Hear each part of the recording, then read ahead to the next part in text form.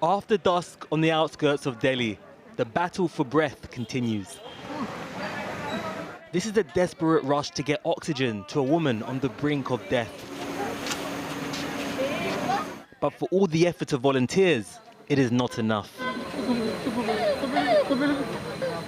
As her family say goodbye, more patients arrive. Manoj Kumar has brought his 70-year-old mother here for care. She can barely sit up. I came here because I didn't get any help elsewhere. With oxygen supplies and hospitals exhausted, the yard of this house of worship in Ghaziabad is a major front line against COVID. There's now a panic over lack of oxygen across India, and as a result, people are dying on the roads. Now we've started to provide mobile oxygen. We provide cylinders to people's cars to try and save their lives. As of now, 36 hours have passed and about 700 patients' lives have been saved.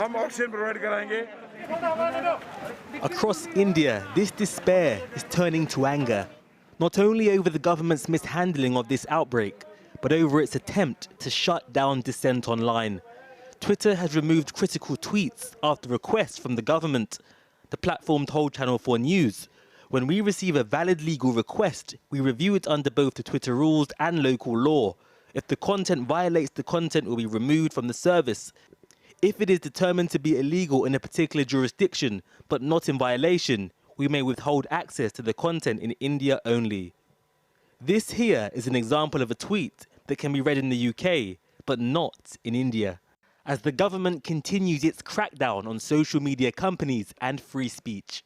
Modi seems to operate under almost an autocratic system of if it doesn't get reported, it doesn't exist. And this is what the government is trying to do.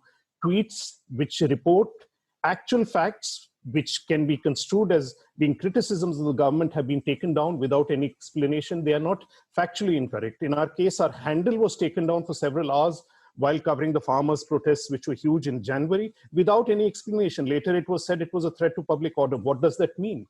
For you, what is the message to the international community? India desperately needs vaccines. We need oxygen import. We need whatever help the world can provide us. This is the UK's contribution, a package of medical equipment on its way to India. This dystopia is not supposed to be happening.